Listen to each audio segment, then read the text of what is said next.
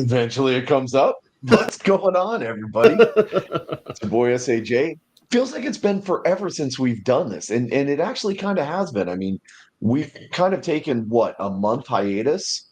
Um, Something like that, yeah. and Three, you know, 4 weeks off. yeah, with good reason. There's just hasn't really been a whole bunch going on. I mean, uh, until this week, Oh, don't mind, co-host. yeah, don't mind Seven Toes over here. Um, Freaking attention. Never mind. I'm not even going to say it. But yeah. Um, really not a lot going on. The NAL, Beaumont won the championship. Uh, and which, was not necessarily a big surprise. It was a great game between, Omaha and Beaumont, but Beaumont did kind of. Oh, they disconnected you. Your headphones are gone, dude. Your headphones are gone. I think you got unplugged, but are you there? Nope, still no. Oh gosh. Oh god. Nope.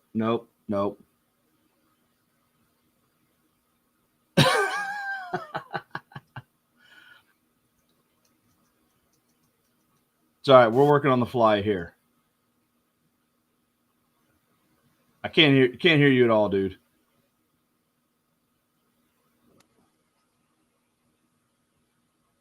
Oh, 18 toes just jack your stuff all kinds of up.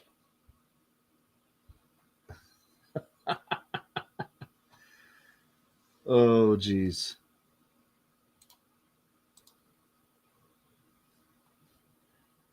I don't know what's going on with your stuff, man. All right. So, like you were saying, yeah, Beaumont won the championship of the NAL. And I think we talked about it the last show we had. I mean, IFL, there's really, the season's going on. It's going into the last week, but I mean, the Gunslingers have been out of it for basically since, week one. So not a whole lot going on there. I know they just released some tiebreakers and information, stuff like that. And it's not going to apply to Gunslingers because they're not going to make it to the playoffs. So, what are you doing, dude? Can you hear me? You can hear me through your headphones, but you can't talk. So it's your mic settings. No, I can't hear you.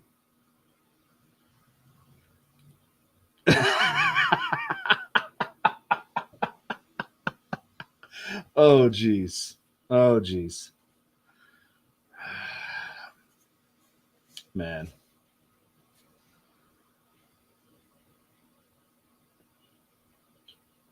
See, this is why I don't have headphones. I have one mic over here, but I don't got to deal with crap like that. Jax can run around, he can knock crap over, and he doesn't screw with all my settings. So let's see if this is any better now. Havo, good to see you, hermano.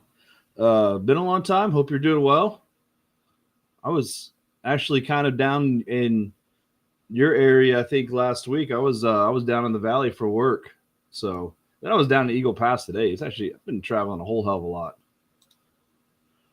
Brahma babe, hello there. We're Jay's trying to deal with some technical difficulties. His cat knocked his mic over, did something, broke something. Who knows what's going on. Nope, still don't have you, dude. Florida Brian, hello there. Good, glad you could join us. Dealing with some technical difficulties for Jay, but it's oh man, he went away. So man, I don't even know what to talk about just me. You know what? I'm gonna talk about the Cowboys training camp. Training camp just started yesterday, I believe. So obviously the big deal for the Cowboys camp is Micah Parsons' contract. He is practicing. He's not holding out camp, but come on, Cowboys, just freaking pay the man. Like he is the reason the defense is anywhere, on the map radar. Is by far the best player on the defense. Freaking Jerry, pay him. All right. This is ridiculous. It's stupid. It's gone on this long. If you pay Dak, you need to pay Micah Parsons. Yeah, that's pretty much the extent of that. There better be a deal before the season starts. It's definitely worth it. And yeah, that is pretty much all I have to say about the Cowboys and Micah Parsons. Oh, what Jay's still doing? Let's live check in on Jay real quick. Oh, he blocked his camera. Oh my gosh. Jackie, hello there. We've missed you. Yes, Jay. Listen to Philip. Have you tried turning it off and back on again?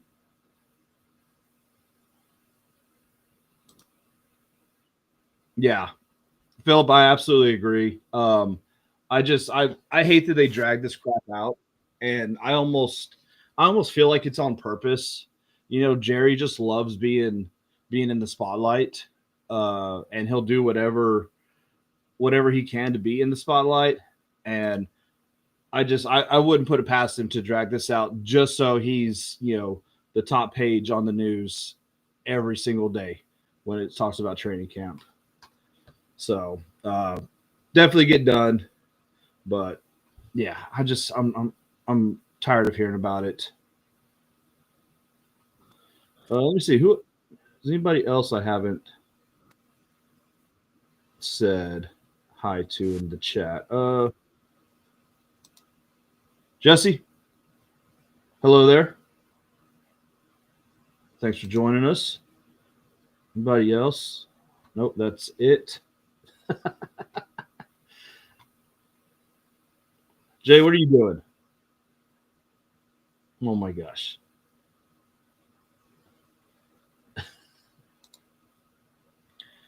You know, I'm surprised he doesn't have somebody running a TikTok account for him. Yeah, he absolutely has to be number one on the news, the lead every freaking day. Uh, like the team's already worth a quadrillion dollars. You don't need clicks, man. But nope, Jerry just has to drag everything out. Mike, how's it going? Trying to get Jay technical difficulties to get fixed. He's having some mic issues. Uh, Absolutely true. I saw something the other day. I didn't click on the story, but it was something like he had considered stepping down as GM or something. I don't know. I saw it, but I don't believe it. Uh, but yeah, I don't think Jerry's ever going to step down until the grave makes him step down. Jay, how you doing back there?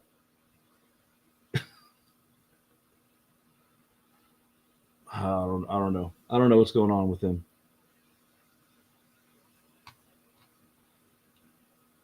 So we got some other stuff we wanted to talk about, but I kind of want to wait for Jay to get on. But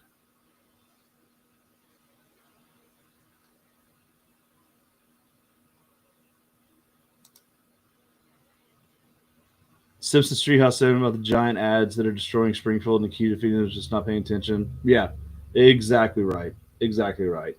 But unfortunately, in the news cycle we live in with ESPN 10 ESPN stations running 24/7. They got to talk about something. And like you said earlier, Philip, the Cowboys get clicks. And it's yeah. Unfortunately, it as a Cowboys fan, I hate seeing all that crap. It's just ridiculous. Mike, the AFN Fantasy League this season, yeah, I believe so. I send me draft days information. I've already got like 4 other leagues that I'm going to be in, but I'm down for one more.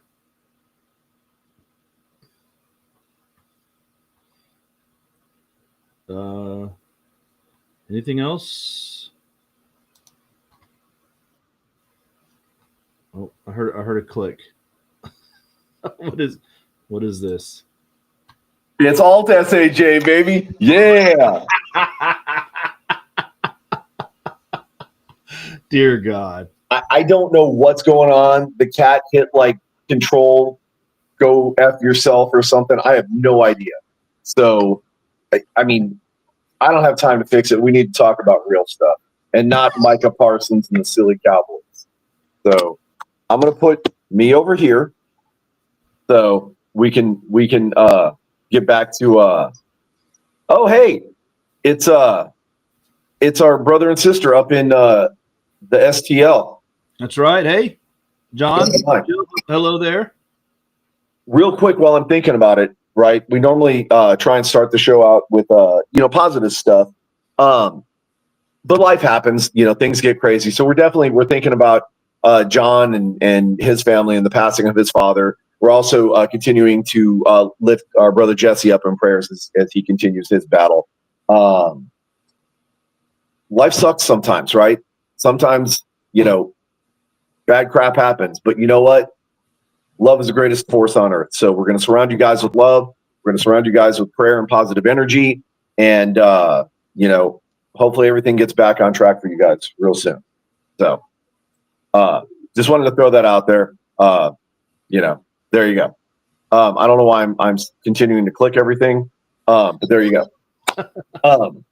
Okay. So we started out with a little bit of Cowboys talk. Obviously, preseason camp started for 26 of the 32 teams. Yeah. I'm not sure who didn't start today. Doesn't really make a lot of sense that you wouldn't start today. But hey, whatever. We're not the NFL. We don't know. I do know that there is a huge, camp battle forming for the Green Bay Packers in the wide receiver position. And I'm going to be honest, man, I'm here for it. We haven't had a solid wide receiving core in quite some time, right? And now that we've got Golden and a couple of other guys, it looks like Christian Watson is going to be coming back from his injury rehab. And, we've got a couple other folks that are going to be trying to make a name for themselves. Hopefully Romeo Dobbs bounces back from a bad year last year. And more importantly, the dude throwing to him, hopefully Jordan Love kind of gets it together and can start putting, dimes on target and get us back in the race, right? I'm also interested to see how things are going to develop in defense with us losing Jair Alexander and what that's going to mean for the potential teams, the team that picked him up, what we're going to do in his absence, and how our whole defensive scheme is going to look, right? So, we may be looking at a potential, 12-5 team or 5-12 team, And no, Philip, no. It's never enough, right? So, and John, where's John's comment? Right there, brother, right there. Hopefully those are tears of joy, feeling the love and everything, not, I hate you for bringing us up. That would be really bad. Anyways, Jackie's here for some other cheese, man. Okay? How much do we want to get into this other cheese, man? I think we need to at least scratch the surface on it, right? Because we are here to talk about UFL, and we're here to talk about UFL players into the NFL, right? Because that's what we're here for. Yeah. Is to watch these players, professional career develop and them get into the league, maybe them be the next Kurt Warner like we had talked about. But for those that don't know what we're talking about, I'm going to go ahead and copy this link and put it in the chat. You guys can see it for yourself. Okay? There is talk that 4 UFL franchises are going to be relocated. And if you go by the article, which was just released today, about 32 minutes ago, in fact, so kind of late breaking news, right? Mr. Mark Perry with UFL News Hub is insinuating that all of the USFL teams are going to be taken out. Now, do we know that? Let me delete this comment because that's gonna annoy me if I keep watching that. You gotta love those kick spammers. Yes. And we're just doing it for the free views, right? Because I mean, what the heck? Why not? Whatever. We got an extra spot. Might as well use it. There you go. I don't know if this is true. Okay, I will say right and right here, 100%. Before we go any further, yeah. Tu tempora masita, nail on the head, just like always. It is always speculation until you actually hear it from the source first. But and you guys know us. We don't like to spread rumors that are just have nothing behind them. Are just we've seen this crap as long as the UFL, XFL, USFL has been around. But we don't like to spend a whole lot of time on these, but it would be a disservice for us not to throw it out there. And, I hope it's not true. I really do. Just, we have some really good friends that are in these markets. And are going to be affected by this. They're going to be affected, and they're going to be, probably going to be pretty pissed off, especially if it's true with, Birmingham and I mean, Michigan. I mean, my God, dude, we got real close to the friends, My Panther Pride, and a lot of the Michigan people, great people up there, fantastic stadium. We're really looking forward to them coming down, hanging out with us this year. I hope it's not true. But it would really suck if it is.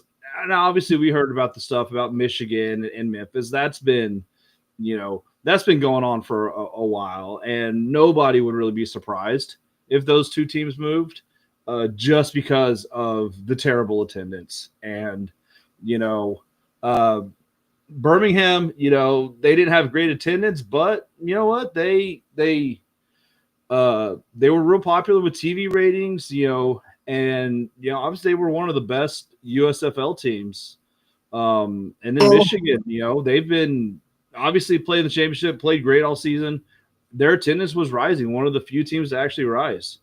But it's at this point, it's rumors, speculation, reports. We'll see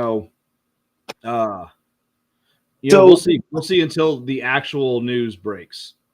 Right. I'm going to take the counterpoint on what you're saying, partly just to be, contrary. But if you look, because this is one of the things that I was going to bring up. If you look at the numbers don't lie. Attendance has been down in several of the UFL markets, right? They just talked about it a couple of weeks ago. I'm pretty sure every market except Michigan was down. Actually, we did okay. But I think we were still down from last year. Right, we were down from last year. St. Louis arguably had a much bigger drop than what they were expecting. And I'm sorry, I'm trying to read what Jackie was saying there. Here, we can put it up on the screen. Maybe it'll make it a little easier. Yeah. Here's the comments from prior. That's not about butts and seats, but TV views. Mm-hmm. I mean, it's always been about both. Maybe they don't make as much money from fans and seats as they do TV deals. They don't. But, that's been addressed. It's a bad optics look to have a game where there's 1,000 fans in the seats in a big stadium. Just optics wise, it looks like crap. I mean, there's you can say as much as you want about it doesn't matter. It's this. It looks terrible. It looks terrible. And that goes into my point that I was making about like Birmingham. Birmingham's numbers, despite the fact that they are, the back-to-back, well, the how do you even call it? Right? They won the UFL championship. They're 3-time spring league champions, but none of that matters anymore anyways, because you know what? We've got a new champ. So Birmingham can suck it. But they still even showed up to that championship game, right? And how many I'm sorry, the USFL championship game. How many, and that was in their home stadium, and how many people were there? I mean, not that many. Right? Maybe 8,000 or 9,000. I don't remember, but again, you've got Memphis had it, Birmingham had it. You've got just half the dome or half their stadiums filled. You don't have you only have one end zone that has a handful of people in it. Nobody in the other end zone. Nobody. Just completely blocked off on the other side of the field. It's just it doesn't look good. It's just from an optics perspective, it doesn't look good. Yeah, we went to Birmingham and we saw it ourselves. Half the stadium is closed off. Yeah. Now I get the one side because it's definitely in the sun and especially in the afternoon sun. But that other end zone shouldn't be closed. That other end zone essentially was just as shaded as ours was. So why is that one closed? They're not getting the numbers. So in a league that is money driven and money dependent, especially a fledgling league like this that really needs the money, they can't take too much time and effort throwing good money after bad. So if the fans aren't going to show up, go somewhere else. Right? Yeah. Now, again, it's all speculation. The stream is frozen on the Facebook. Interesting. Okay. Not really sure why. I mean, it's that I know of, it's still going, but that's okay either way. The point being, this is driven by money. If the fans aren't, but I'm bumped. Right. Mike G right here, right? Birmingham Plateau. Kind of the same thing with Houston. Now, some of it could be argued that there was mismanagement with social media, fan interaction, things like that, right? Like you have to get out in the community. You have to have a guy like James Carr the second doing your work out there in the community to keep the team relevant. If you're just sending your ticket agents to go out and sell tickets to the season ticket holders, you're going to get the same people. And a lot of those people aren't going to come back, especially when you've got a team that had a really bad record. We're lucky in the sense that even though we had the worst record last year, we still have a guy like James Carr going out there and making the team relevant and making it interesting and interactive and driving that desire for people to want to go to the games. We talked about it umpteen million times. We're the only team in the league that has someone like James Carr doing what James Carr does. And if we had more of those in some of those smaller markets, or not the smaller markets, but the dwindling fan base markets, the argument could be made that those teams could still be around, right? One of the things I think that helps us also is that we have folks like us as a fan base, right?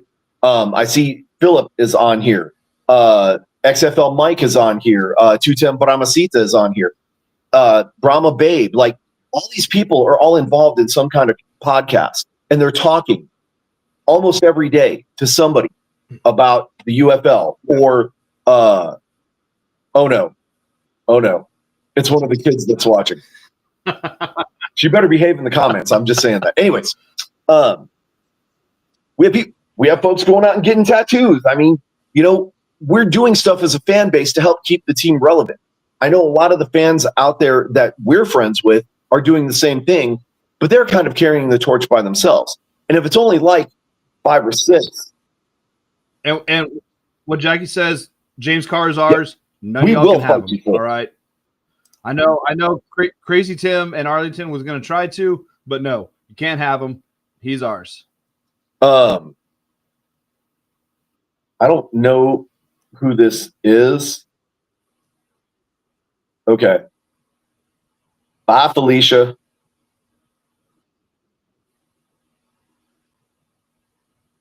So, anyways, not sure what's going on there. But it takes more than just 1 or 2 people to continue to drive this thing and keep it going. It takes all of us, right? As the saying goes, it takes a village to raise a child. So if we're going to raise this UFL child, it takes a village to raise a UFL team. 100%. Is that what you're saying? Right. And so it's going to take all of us working together. Does that help now at this point with the folks that may potentially be on the cusp? Like, would it have helped Las Vegas or Orlando or Seattle or anything like that? I mean, probably not, right? Because Seattle, we've already talked about it. Seattle is a bad example in that situation because they had the fan base, they had people coming out, they had great numbers consistently. The only thing that killed them is the travel costs, right? Because let's be honest, it's going to cost money to travel to Seattle, to the West Coast, and then travel back. But I don't even think that is. I hear it a lot, but I don't think that's that big of a deal. And I know we were talking about this in our chat the other day. You're looking at time from Arlington to DC versus like Arlington to Seattle. It's like an hour. It's an hour more to Seattle. The league has a deal with the Legion airline, so it's not like they're flying commercial to Seattle every week. So they've got some kind of deal worked out. So I don't see how these extravagant travel costs to get to Seattle. I don't see it. Maybe a little bit more than going somewhere else, but it's not, this enough to I don't know that necessarily it's going to bankrupt the league, but it is going to cost more. And those costs do add up. It might. It might, but it just depends on what their deal with the Legion is. It might just be, okay, here's how much it's going to cost you for us to charter your planes across the country all season. And you're adding Seattle. Okay, well, it's going to be this much more. I obviously none of us have any idea what any of those those numbers are, or anything like that. So we're just completely speculating here. But it's just from my point of view, I don't see like that's big, right? That much of it. I get what you're saying. Again, there's things that we just don't have access to, right? And Philip brings up a good point right here also. Something that was actually brought up in the article talking about Michigan, right? The problem isn't Michigan. It's not the fans. It's the cost of Ford Field, right? Well, maybe was it Lumen Field over in Seattle that they were playing in? Maybe the rent there is ridiculously high. Maybe Audi Field, we're getting a cut rate deal or something. Who knows? The Alamo Dome, it's just kind of sitting there anyways, right? So I'm sure, UFL got a hell of a deal on, the price of rent over there. Yeah. They just said you just had to take a backseat to the Final Four, Disney on Ice, and and Shakira graduation ceremony, which almost happened. But anyways, and Brahma Babe, I would love to see Brahma Bro being the official airline pilot of the San Antonio Brahmas or the UFL. But then again, no, because he can make so much more money out in the real world. I'm just saying. Anyways, well, there you go. Brahma Bro and Santoso as pilots, right? So, 350K, is that for the per game? See, that's ridiculous. The UFL is not making $350K a game, especially when you only have 20,000 people showing up. No. And maybe 900,000 to a million watching it on TV. So, going to be some issues there. Going to kind of hard to recoup those losses. But so, anyways, again, guys, this is all only speculation, and the only reason we're talking about it is because it's new and late breaking, and I'm sure there's a buzz going on about it, and everybody's kind of like, "Oh God, what's going to happen?" The sky is falling, the world is ending. Guys, we simply don't know. So until we know, let's not get too worked up about it. Let's not get in too much of a tizzy. Let's not get too excited about what is being speculated by Mark Perry, who I'd have to say he's probably somewhat in the know, but can he even rely on his sources here? There was also an article that just came out. I'm trying to find. It was a post by Larson talking about the potential name change of the Arlington Renegades. Again, speculation, right? I'm not going to go too far into that one, and the reason why is because we simply just don't know. Why would they change the name to the Texas Renegades? Like, that doesn't make any sense. Are they doing it? Because it does. It does. But if that's the case, wouldn't you be trying to grab some of the fans from Oklahoma and in that area? So why would you name them, Texas Renegades? Because we know there's a love-hate relationship between Texas and Oklahoma, right? So you're definitely not going to sell tickets to an Okie by calling it, the Texas Renegades, right?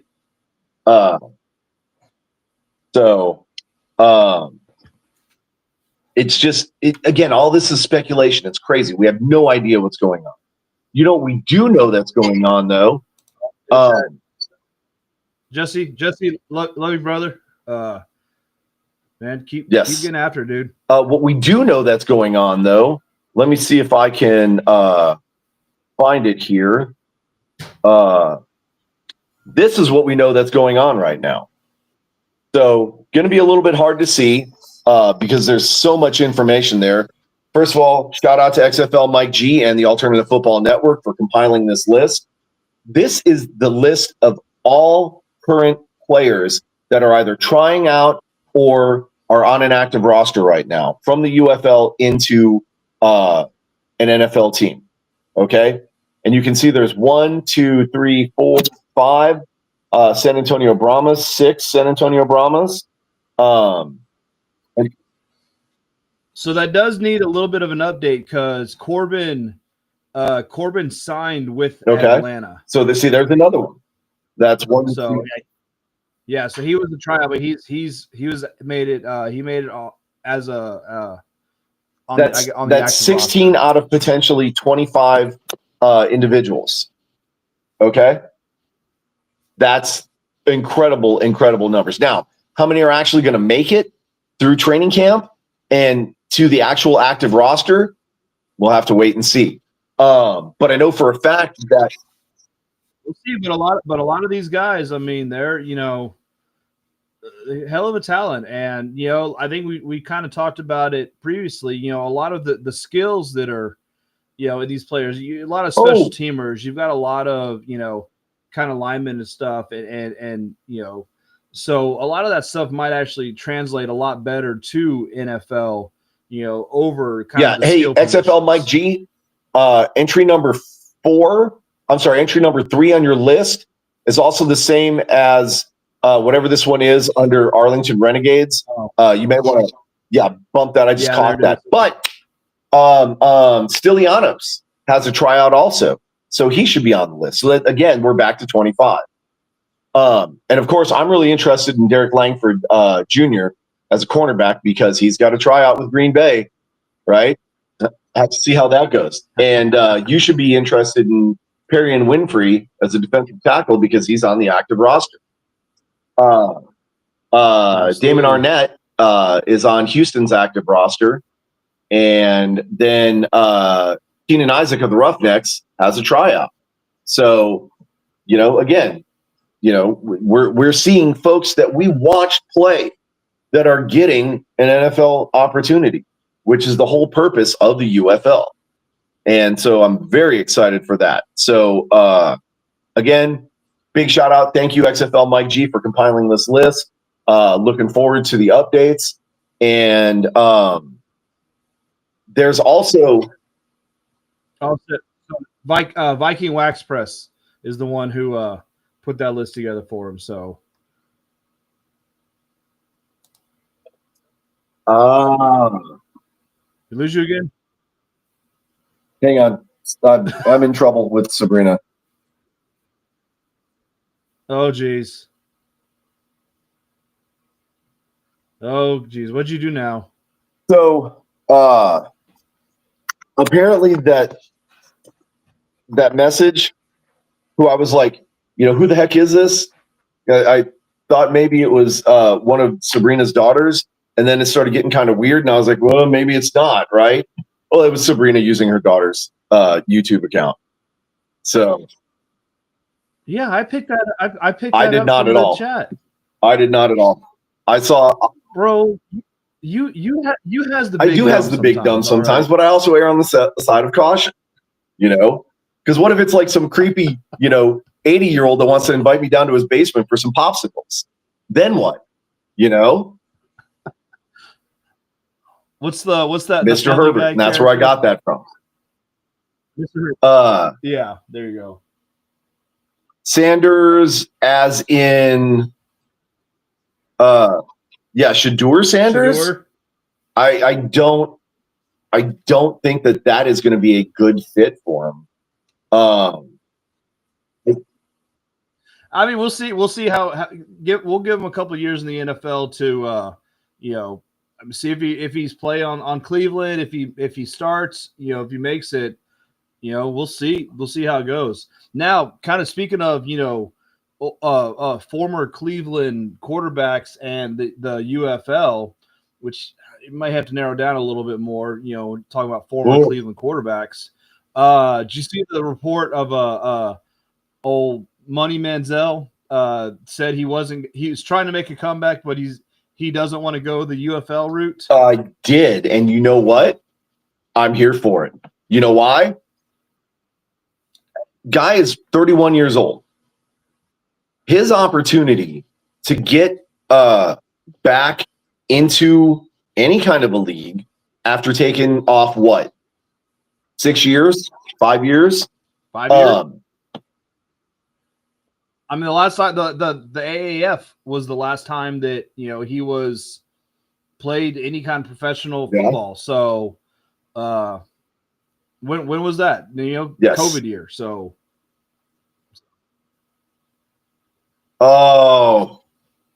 guys, show it. Let it show. My Panther Pride, guys, our heart breaks for you. If this is truly real, our heart breaks for you guys. Okay. Hopefully it's not. Yeah. Again, we're hoping that it's all speculation and it's just smoke and mirrors and stuff to keep the UFL relevant. But if it is in fact, guys, our hearts break for you. I know how hard you guys have worked. We've talked so many times online and offline, and all the different all the different work that you put through. Or that you put in and everything. Oh wow. Sorry, I'm getting distracted by Sabrina's message. That's hilarious. Not Converse Brian. Anyways, my Panther Pride. Don't give up until you actually hear something official. Okay, that's the. Yeah, it's not official until it's official.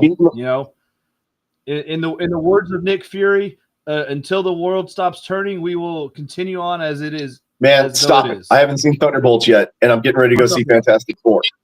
It's not Thunderbolts. That's like I know, the original but still, Avengers. You're making me realize that I haven't seen Thunderbolts yet, and I'm getting ready to go see Fantastic Four. Right?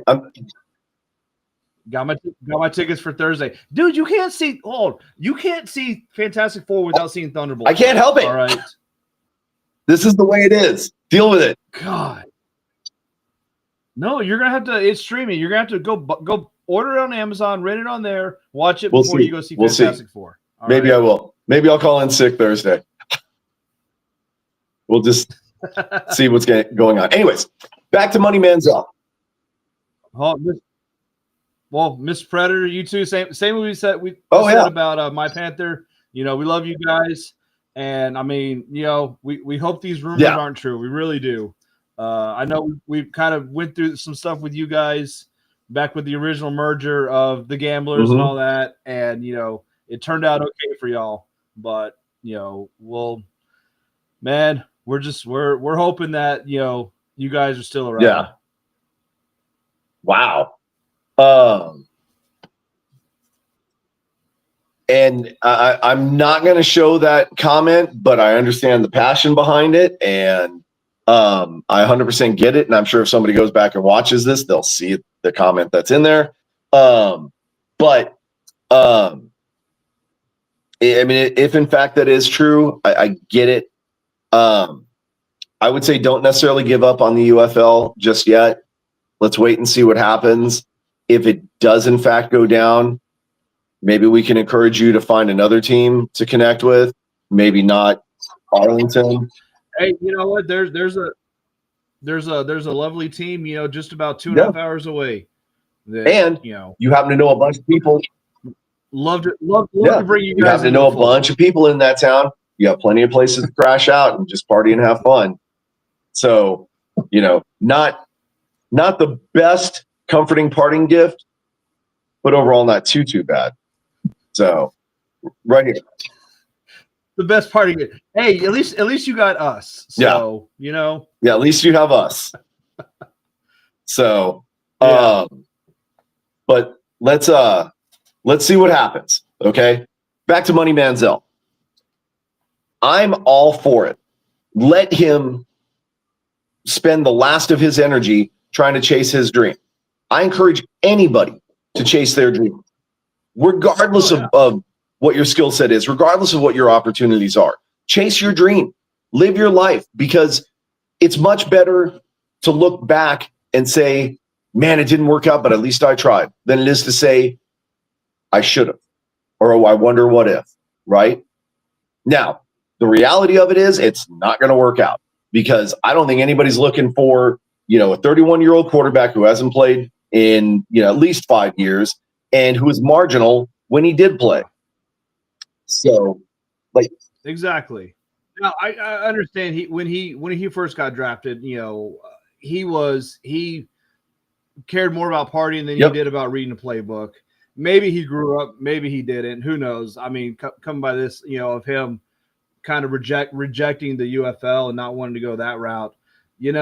Maybe he hasn't grown up as much as he would like to think he has. But you got to look at your options. No NFL team is going to pick him up right now. Probably not even for a roster spot, or for a training camp spot. Like his only option is gonna be the UFL. Is he going to go to the CFL and play for a little bit? Is he going to go to the ELF and play for a little bit, or EFL for a little bit? Like none of these are good options for him other than the UFL. So, if he wants a serious shot, maybe he'll reconsider. And if not, whatever. And I think, if he's saying that he doesn't want to play for fake leagues or whatever he's saying, right? CFL's been around for quite a while. ELF has gone through a couple of changes, a little, a few metamorphosi, if you will, whatever that word is. But it's been around, right, for quite some time. Those are established leagues. If you want an actual opportunity, you're going to have to get out there and prove yourself at a lower level and earn your spot. Because I guarantee you, even in the worst of situations, nobody is going to take a 31-year-old who has not played in 5 years versus a second or even a third or even a practice squad guy right now. Right? Desperate times call for desperate measures. but nobody's going to be desperate enough to call Money Manziel and be like, hey, man, time to hit the big stage, even though I know you were sacking groceries at Kroger 2 weeks ago, right? It's just not going to happen. Dude, we had 8 UFL teams, 3 quarterbacks per team. There's 24 players that teams would call before they called Manziel. I'd almost be willing to bet AJ would get a call before Money Manziel. 25 players that would get a call before Manziel. Quentin Dormany, he didn't play last year. You know what? 26 players that would get a call. I don't know that I'd go that far. Okay. But the argument could be made. He who shall not be named would probably get a call first. He would get a call before. So, yeah.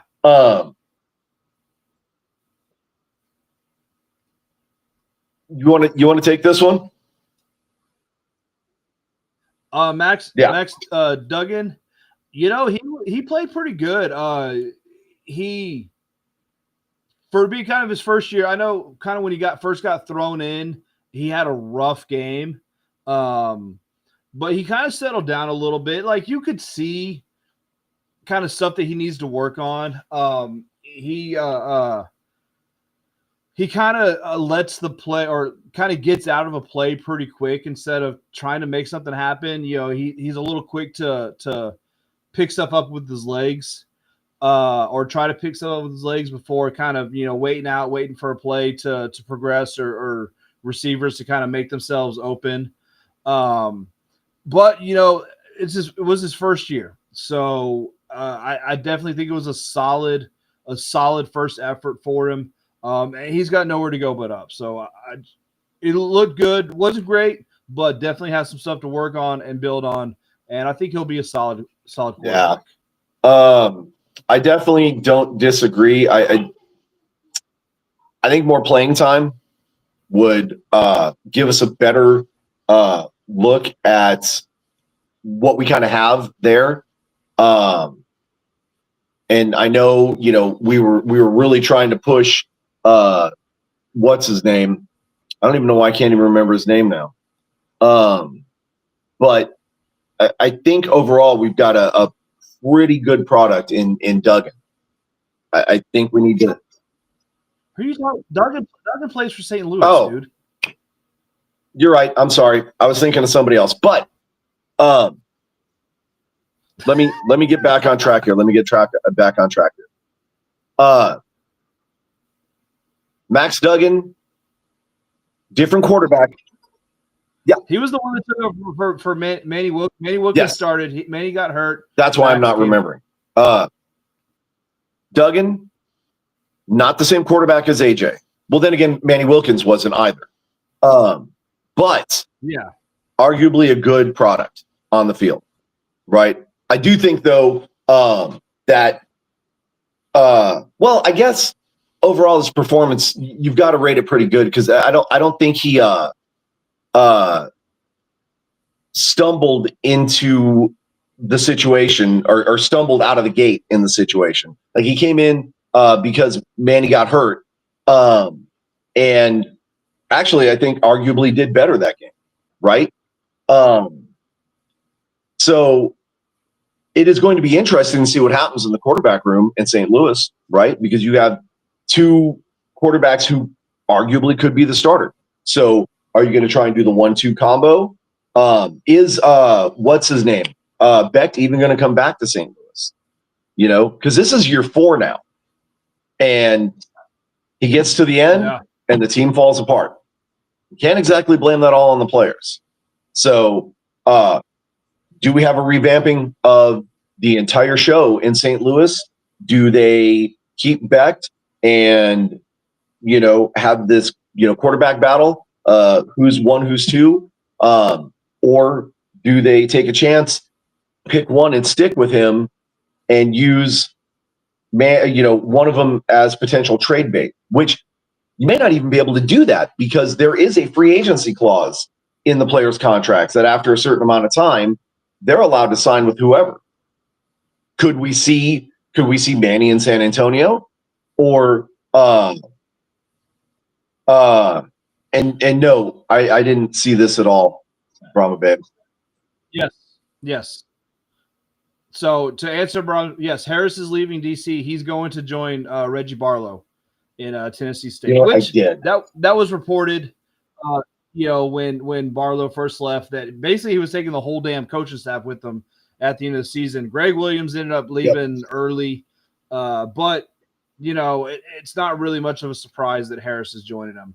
Kind of bummed because I thought he did a hell of a coaching job, and I know everyone was chanting, take the interim tag off because they wanted him head coach, but he was always leaving with Barlow. And I think that's one of the things that we kind of talked about offline, just in, kicking around ideas. Is this going to be the DC show, but on the college level? But yeah, it was, the writing was kind of on the wall there. So, yeah. Right. And there's another thing. So who's going to take over DC next year? Right. And I'm going to throw a wild one out for you. Right. Does Phillips come back and take over San Antonio and Party move to DC and take his own team? Or does Phillips come back, take over as head coach, Party drop back to an assistant coaching position?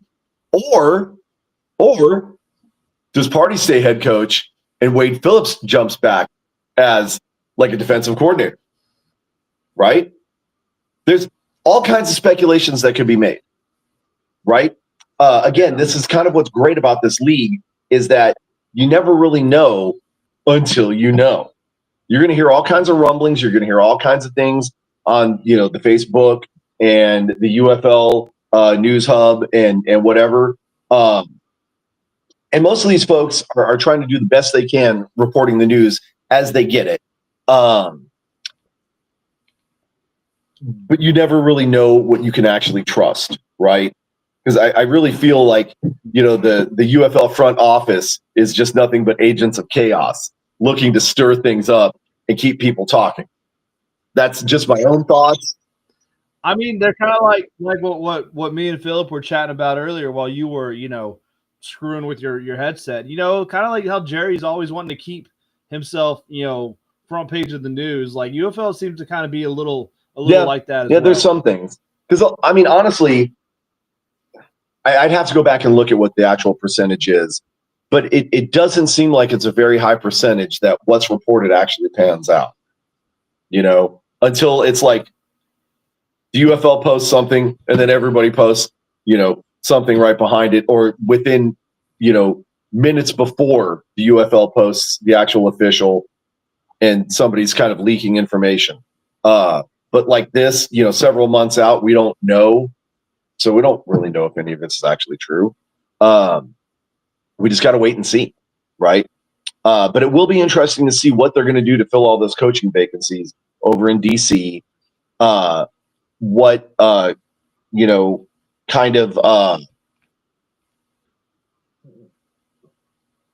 the locker rooms are going to look like across the league, right? Because you've got arguably 25 of the best from the UFL at least getting a tryout in some way, shape, or form. Do they make a squad? Do they come back? Right? We know Luis Perez would love to be back in the big show. Is he going to be there? Probably not. Right? Is he gonna? Well, he didn't get a tryout or anything. What's he gonna do? He's been playing for like 34 years. He's not. So he is not Frank Harris of the UTSA Roadrunners. Okay, he's only been playing for 32 years. I don't know. He's been playing for a long time. I think he's on his last year of eligibility. Well, no, he's still got the COVID year red shirt freshman something clause. Speaking of last year of eligibility, freaking, did you see old Tyrann Mathieu, the Honey Badger? I did not. Today? You were telling me about that pre-show. I did not catch that at all. Yeah. That's great. And then I saw Jimmy Graham retired, which is really surprised because I thought he retired 5 years Then ago. I think what happened there is that his retirement email got stuck in his outbox and it just never got delivered. It just stayed in draft for 5 years. I hate when that happens, man. Hate when that happens. It's probably what happened too. Just he hit send. It did it. It did. He had poor connection. It didn't get sent. He's like, what? I'm still getting checks. Yeah. What the hell's going on? Oh, hey guys, by the Yeah. way, I retired. Well, I think somebody in accounting caught it and just fixed the error, right? Yeah. Yep. We fixed the glitch. But Well, that's great movie reference if yes. Those who don't know. If you haven't seen Yes. Office Space, go check it out. He wrote it on his MySpace account. That's why nobody knew. Yep. Well, I knew. Right? Mine's still active. Anyways, yeah, there's just obvious, you're going to start seeing some of the key players, that we grew up with and stuff, that are, or not even that we grew up with, that like the second group of players that we were watching, right? Because all the guys that we grew up with are all retired by now. So this is, the second batch, all the, like the Aaron Rodgers and stuff like that. Although arguably not very many people stick around as long as Aaron Rodgers does. But yeah, you're going to really start seeing some of those core people kind of drop off. I think Sue is still playing, which is insane. Did he finally retire? No, he retired. Dominic, he retired too. Yeah. Okay. Last week. Which good for him. He's done everything that he can possibly do, and he's probably broken every single rule. I mean, whatever, dude. Screw that guy. One of the dirtiest players I've ever seen. So, I mean, honestly, should have been kicked out of the league freaking long ass time. You know what? I get what you're saying. But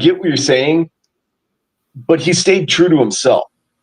So you at least got to, regardless of the fact whether he's a dirty player or not, we got to respect the fact that, arguably a 20-year career.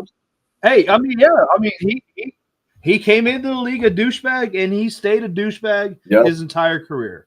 But, one of the dirtiest players ever in the league. Oh, and trust me, I hated him. I absolutely hated ever having to play that dude. You knew that there were going to be some dirty, cheap hits taken by Sue, right? And we had to play him twice a year. But he's leaving the game on his terms. Well, probably in a court order too, but we won't discuss any of that, right? That's just speculation. Anyways, but yeah. So here's one. I was actually, Landon, I was just looking at this News Hub.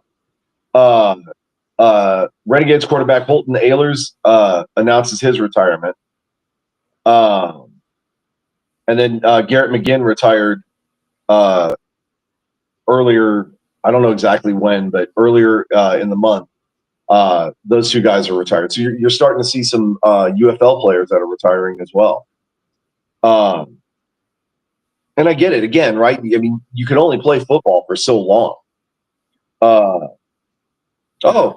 Rick, you actually missed out on that discussion.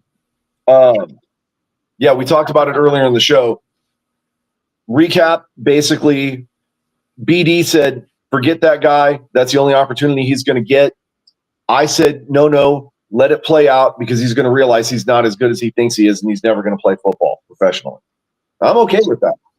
Yeah. Basically. So you may see him in his 40s playing for, like the Corpus Christi Tritons if they're still around. Or, or maybe the Abilene Warbirds or something like that. But yeah, again, it's tough to see a guy, work that hard to try and get to the big show. Maybe got there, once, and just couldn't quite cut it. But again, that's all about chasing that dream, right? You got to be willing to risk everything to go after it. Sometimes it's just not going to work out, Oh my gosh. What does that even mean? Jaggy sleep? Is that like broken sleep or something? And are you in training camp? Like, are you going to be running routes and stuff? Oh wow.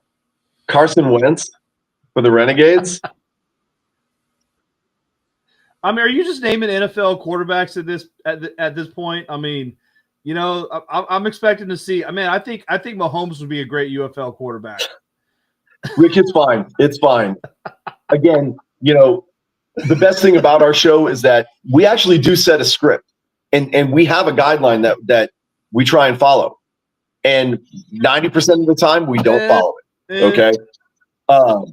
We really haven't talked anything about like the IFA. We called it. It's falling apart. Okay. There's your update on it. Nobody cares.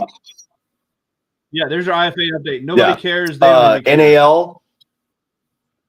Oh, they just need a little more time. They've had like 8 years for this. Nothing's happened. Goodbye. AF1 is over with. The only thing left as far as alternative football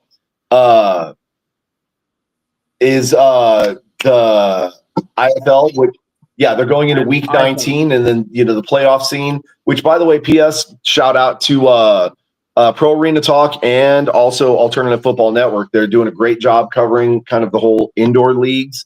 If you want to see what's going on, you can check out either one of their Facebook pages and get the latest updates on what the playoff scenario looks like. We're not going to talk about it too terribly much because the only team that is in that league that we really would cover would be San Antonio Gunslingers, and they ain't in the playoffs, so we ain't talking about it. So, and Landon, this is a great place to come in and throw out names and stuff, right? Yeah. I don't think Boomer Esiason is busy right now. We could maybe. I'm kidding. There are. I mean, I think he's like a year younger than Perez, isn't he? I'd have to look up the stats myself just to find out. But it could be an option. No, he's not a year younger than Perez. All right, I mean, I don't know. Perez is like what, 82?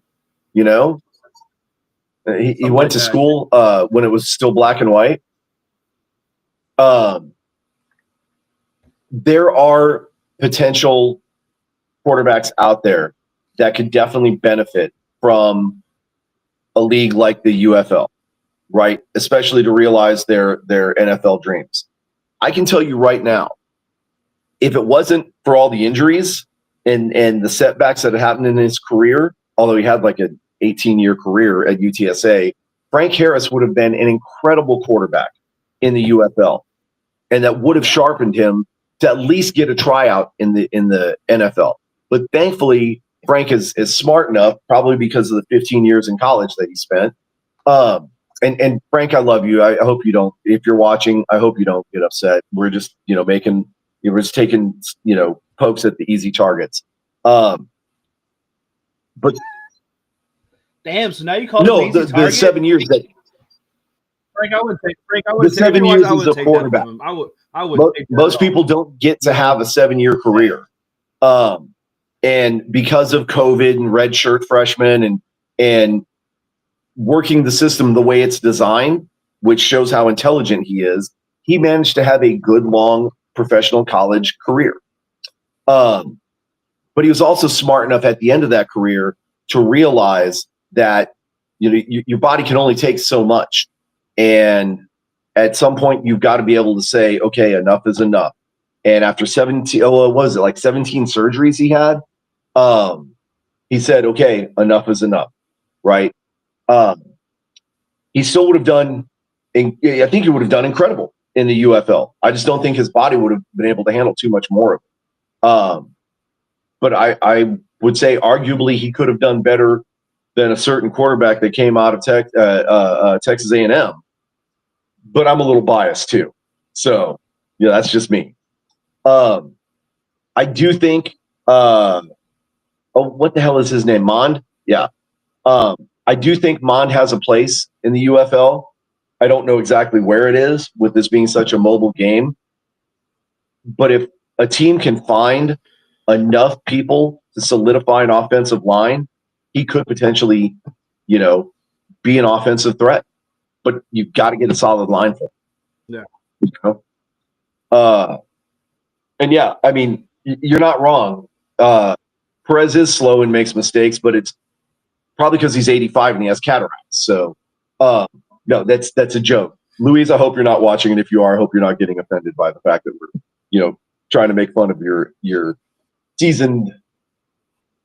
Man, you're just pissing off Frank Harris and Luis Perez. I know. I'm doing what I do best. Anyways, so lots going on, right? NFL preseason training camps have started. You're going to start seeing some of those major position battles starting to unfold in the next couple of weeks, right? So make sure you're keeping your eyes peeled on that. Definitely want to. I'm personally keeping an eye out on Beaumont because Beaumont left the NAL to try and join the IFL for some. Thanks, but no thanks. Thank you. Right, and I get why they did it. Right, they're looking for some legitimacy for their team. But they're probably going to have to step back, get back in the NAL or something like that, and really prove themselves and establish their fan base. And I think that actually would be a smart move for them to move back into the NAL because you've got another Texas team, the Amarillo Warbirds, right? And so you get a little bit of Texas rivalry going on there. Amarillo Warbirds is a stupid ass name. West Texas Warbirds is an awesome best name. So if it's going to be Amarillo, you got to change the name. I really think keep it the same franchise, but Amarillo Warbird sounds dumb. I think we should start the revolution and start selling West Texas Warbird merchandise to the Amarillo fans and have them wear it to the game rather than the Amarillo merchandise. Just be like, this is our protest. You should have left the name alone. They were perfect the way they were. And it's not like Amarillo in West Texas anyways, right? So. But you know what? That's Texas geography has always been stupid. How are you going to call it West Texas when it's the northernmost point of the state? I mean, it's just dumb. Don't ask questions. It's Texas. Okay. Right. We do what we want. Yep. We do what we just want. Like, yep. How are you going to call San Antonio South Texas when we're arguably like Central Texas? And, you call Austin essentially the hill country. No. I've never heard anybody call Austin. Well, it is probably the San Antonians just trying to make fun of Austin. But I've heard people calling it, like the foothills of the hill country. And it's like, whatever. Who cares? It's Austin. Yeah. And that kind of makes sense, though.